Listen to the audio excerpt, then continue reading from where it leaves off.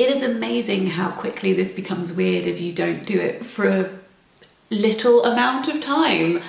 Hi, it's been a month for me, maybe 3 weeks for you.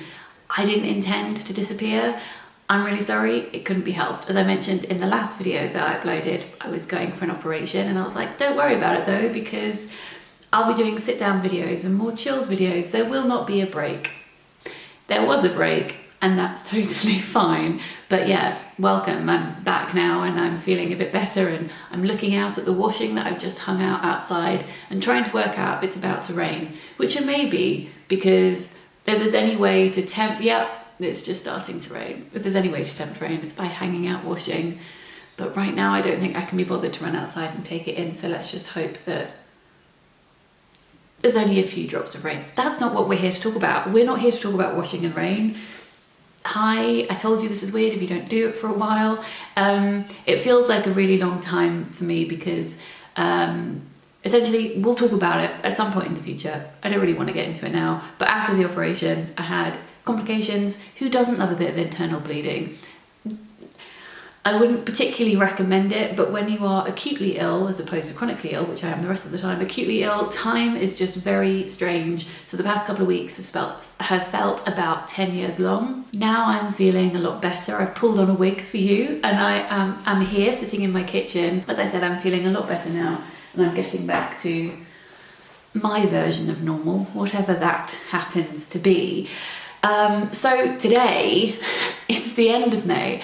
I've read nothing in May. I read nothing. That's also fine. Actually, it's a lie. I read one thing. I read a graphic memoir, kind of. It's an exploration of motherhood by Dunbar, and it's called Hello Mum, and it's just very, very charming. If I was more professional, I would have remembered to bring it down to the kitchen to show you, but I didn't. So here are some sketches from inside that. It's just these little vignettes of motherhood and it's just really, really cute.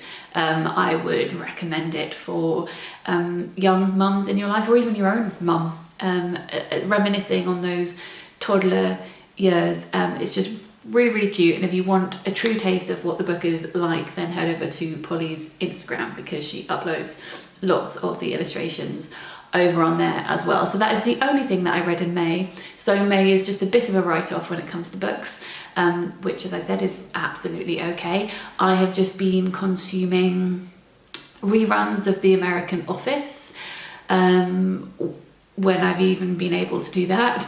And I also, actually, I did listen to some Mickey French books on audio. So I did re-listen to a couple of books, but nothing new to report. But it's the end of the month now and we'll kickstart June, and I have, I was going to say epic reading plans. I don't, but I have plans to read some books next month, so we can talk about that in the coming weeks. But essentially what I wanted to do today was talk about my office, because I had questions when we moved in here, which again feels like ages ago. It was only actually the beginning of last month.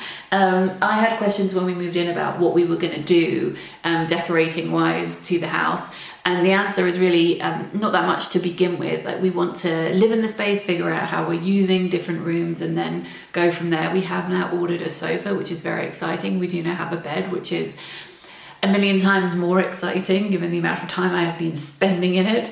And what else have we done for the main part of the house, like communal areas in the house? My brain isn't particularly working yet. We haven't done much. We really haven't done much. No decorating at all, apart from in my office space, because I knew what I wanted to do with that space, and I'm quite decisive when it comes to things like this, whereas Mr. M likes to mull things over more. So I was like, right, well, you can think about other areas, but I'm going to do this space right now. So on the lead up to, I'm doing a lot of ums today, it's very unlike me. On the lead up to my operation, I was extremely stressed. So I did a lot of stress decorating. Can I copyright that? Probably not. Stress decorating. So if, again, I was more professional, I would have done more before and afters. I think I have a couple of photos of the office before I did anything to it. Essentially lovely wooden floors which have stayed. Everything has stayed, I've just painted it, that's all I've done. I haven't done a huge amount. And it was essentially a white box. It has wood paneling on one wall and then the other 3 walls are white.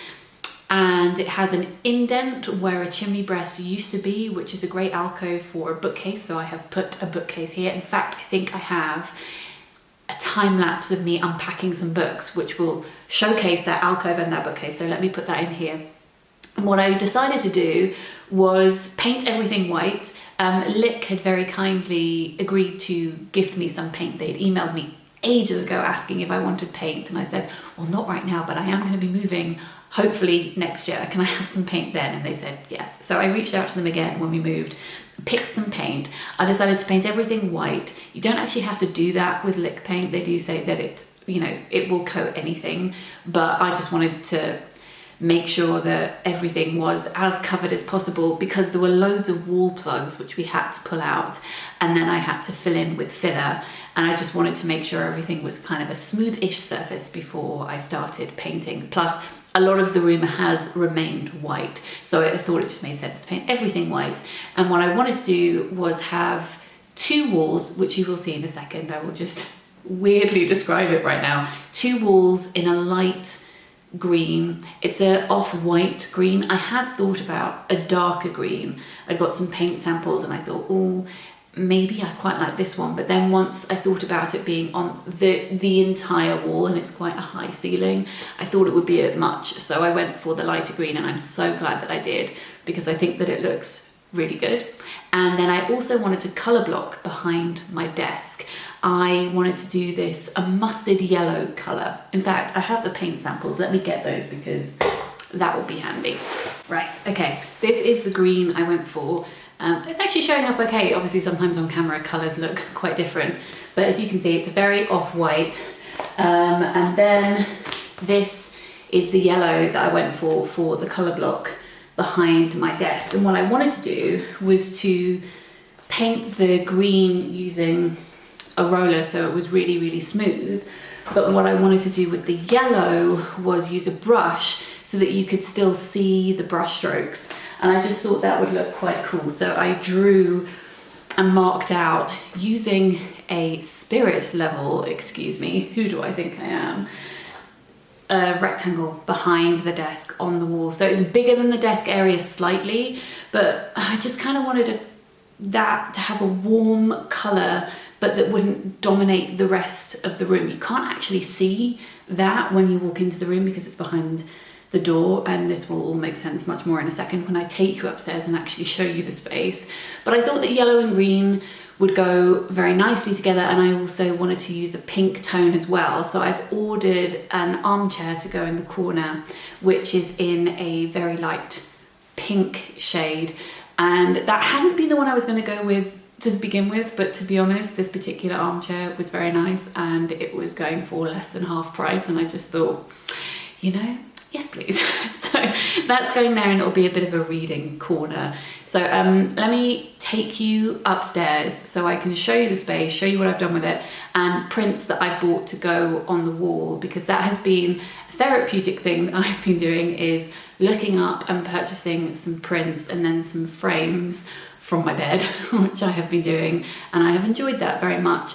And I've really just gone for things that I like looking at. It's quite basic in the sense that, well, not basic, what do I mean? I think I just mean I'm not going for fancy schmancy art pieces or anything like that. I don't care about that. I just want some prints that I like and mean something to me personally. That's what I meant. So let me take you upstairs and I'll show you the room. But before I do that, I can actually insert a bit of a chaotic time, it's not even a time lapse, some snippets of the process that I filmed when I remembered to pick up the camera. So here is that quickly, and I'll see you upstairs.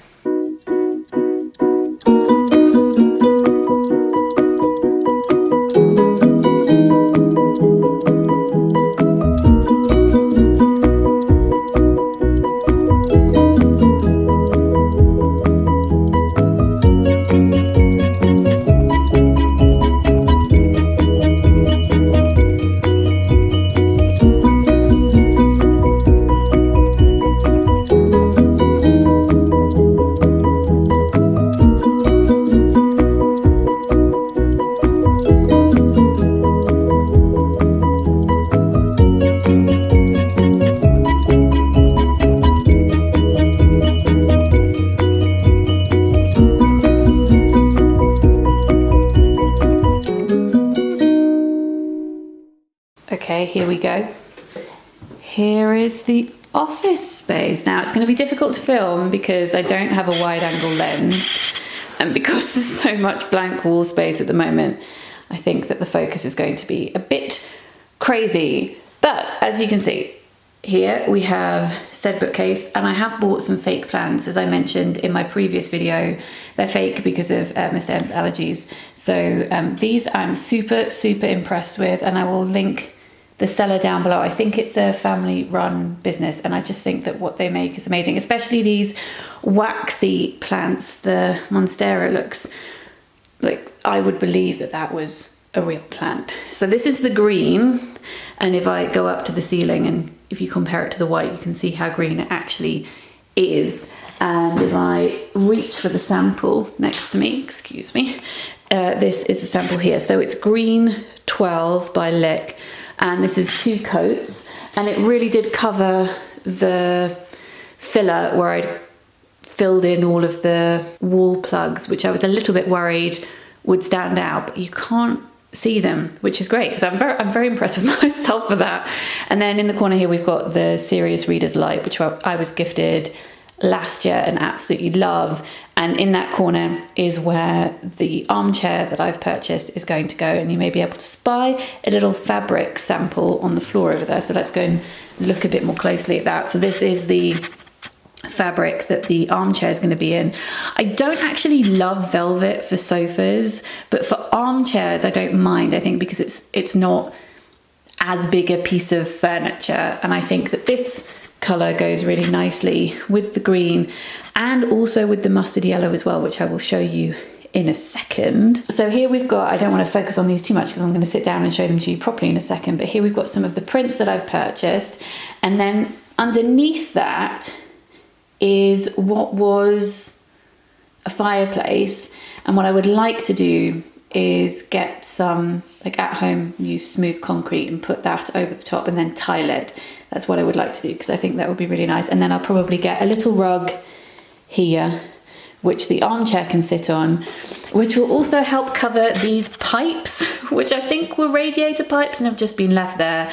I would also like to say that all the paint on the floor is not from me, it's from whoever painted this room before. So that will cover those pipes, which will be helpful. So let me get into this corner and turn around and show you the desk.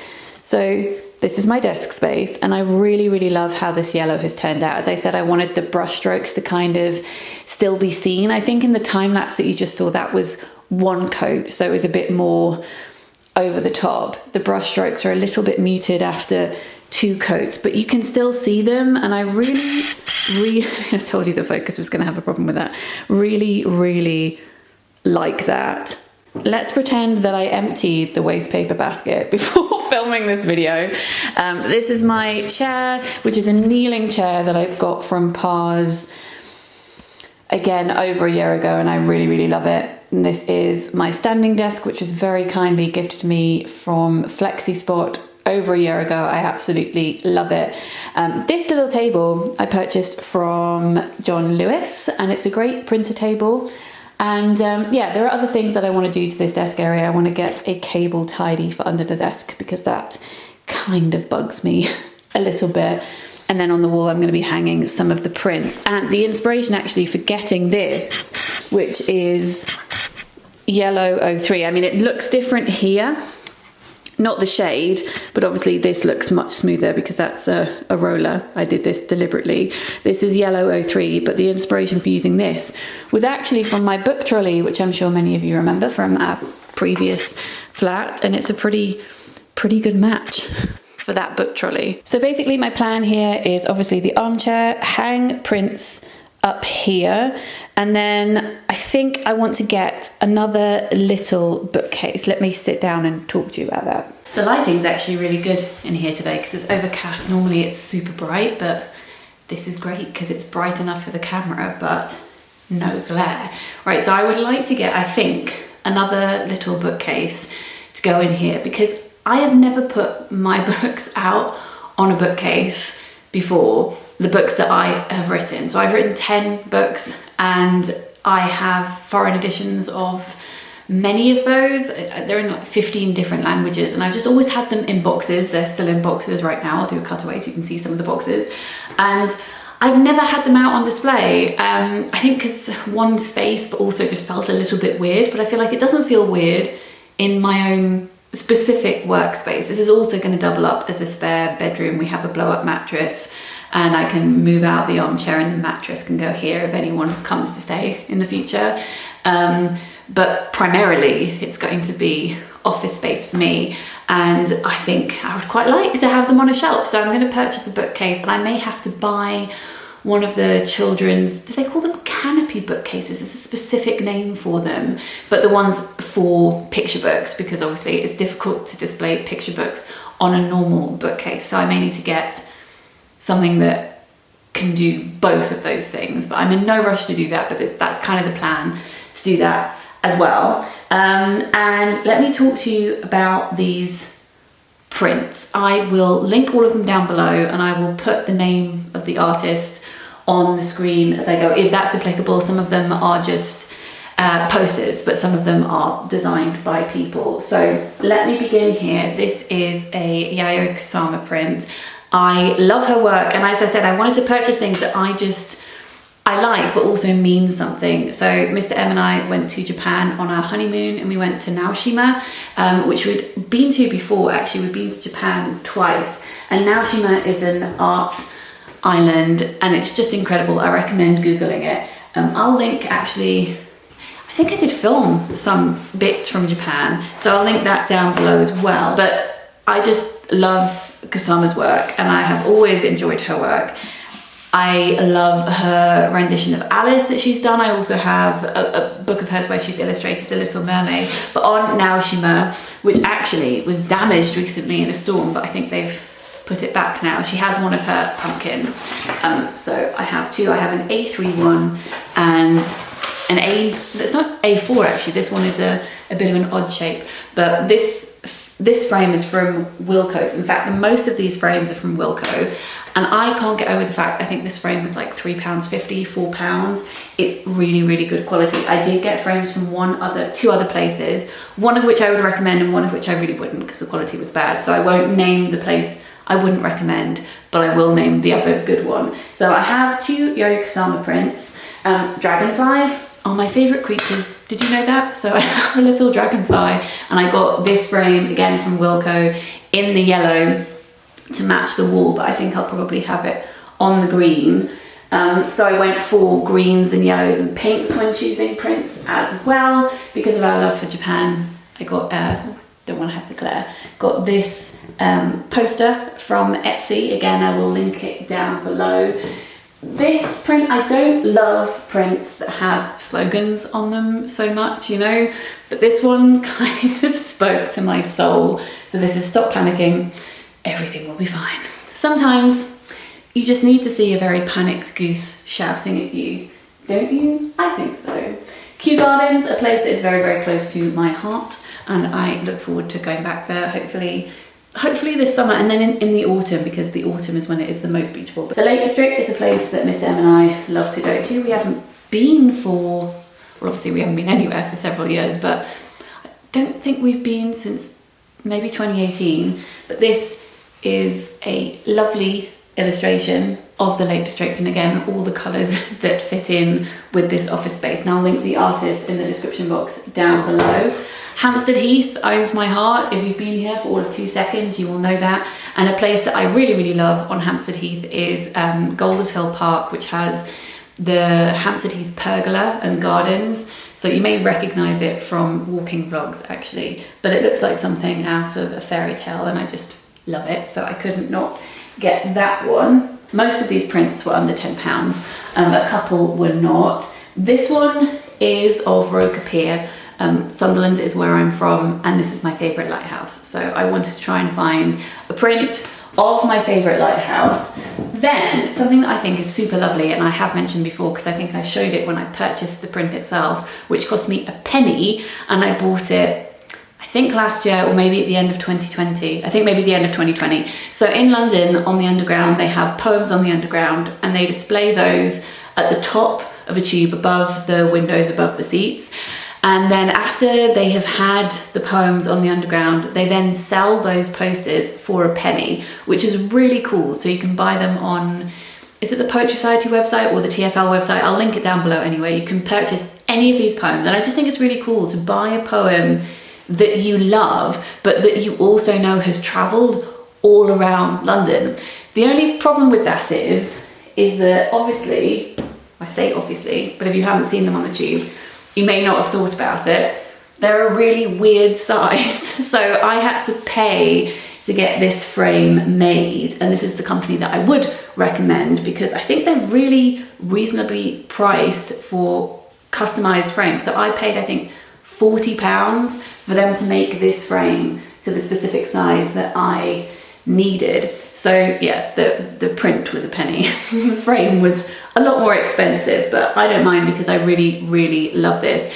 This poem, can I hold it up so you can see, is I think something that everyone in Italy knows by heart, but it's a poem that is definitely lesser known here, and I just really, really love it. It's by Salvatore Quasimodo, and it says, "Everyone is alone on the heart of the earth, pierced by a ray of sun, and suddenly it's evening."